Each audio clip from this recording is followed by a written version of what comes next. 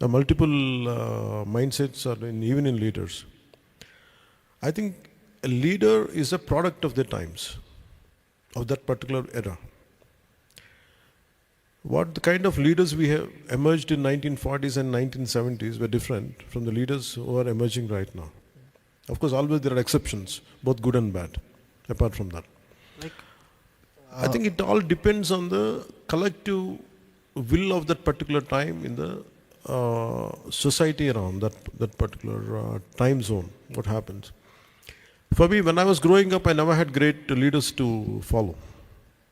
So always my mentors or my leaders were in 60s or 50s and 40s. So that's why I think when you embrace a leader, you make sure, does he have the right values which I wanted to see? If you don't have it, don't be obliged to follow them. You can unfollow them.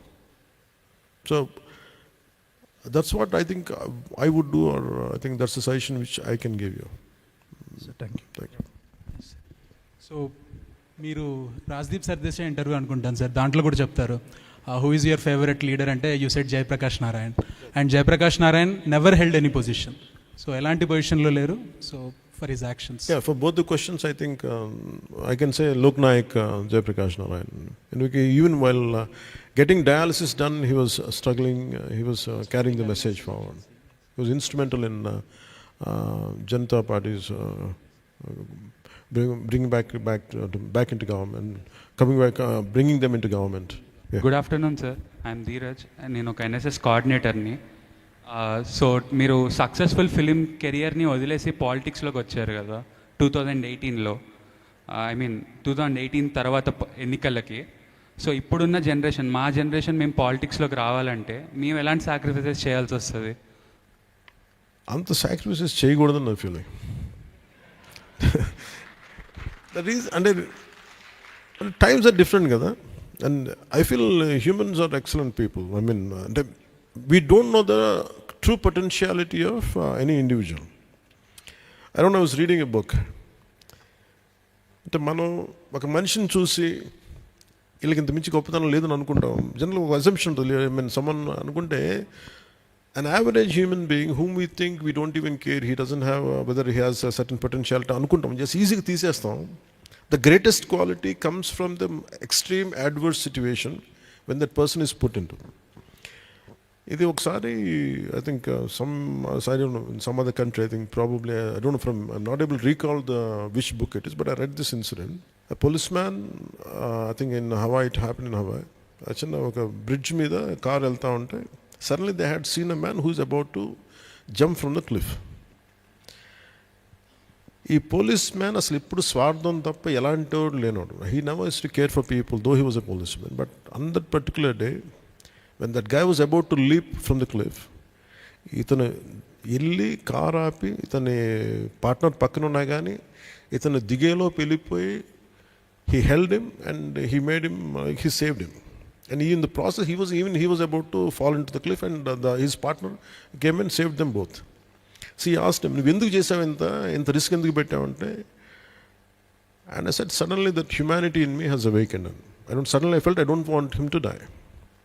ఇంత selfish person కదా, నువ్వు ఎందుకు చేసావంటే, I don't know what happened to me. అంటే the writer says, in any human being, sacrifice should not be, it comes naturally when it is needed. So you don't have to sacrifice something for the sake of it. In the journey, if it becomes a part of it, you do it. నేనే నమ్ముతానంటే sometimes, in my case, I didn't want to sacrifice, but I was forced to give up certain things to walk on the path. And again, I personally feel, if the suggestion that if I have to advise somebody to come into politics is, first thing is, don't sacrifice. Be consistent. అంటే మనం ఈ పని చేయాలనుకున్నప్పుడు without sacrificing your routine, your bread and butter.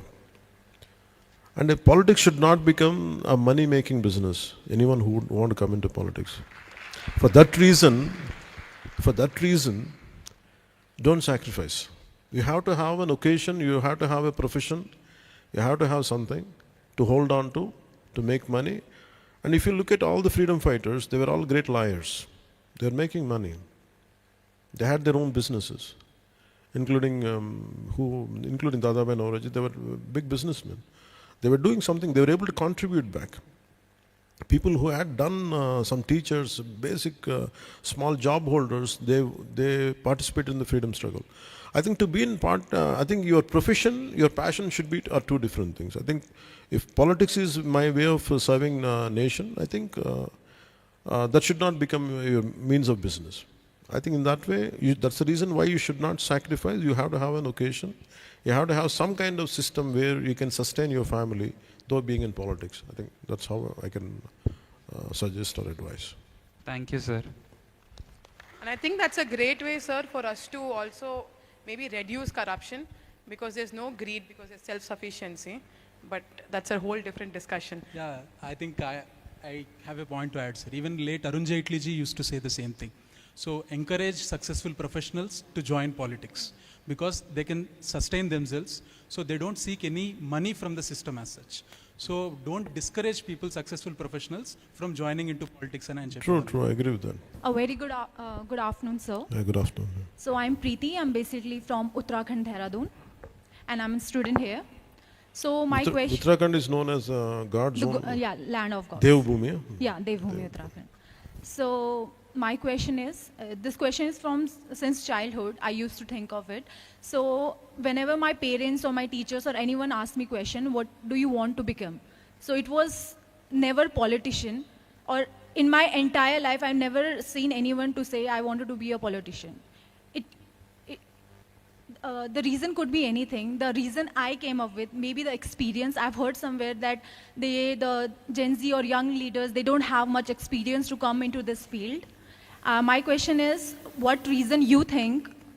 And another question adding on to that is, you have your own party. Would you want a Gen Z or a young leader in your party? If yes, what could be the qualities you want? Okay. How do you gain experience? By just getting into it. Yeah. So imagine the same, if you ask me in 2014, I was more or less, I think, I don't know which hall, but in the same premises. When I started the party, though I had a little experience before, I dabbled.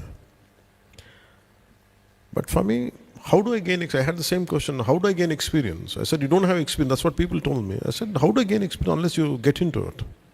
You have to give yourself sufficient amount of time to get into it. I think you have to give enough time. I think I feel great potentiality in Gen Z. And they're well knowledged, well informed. The only thing what they lack is taking concrete steps in what they believe.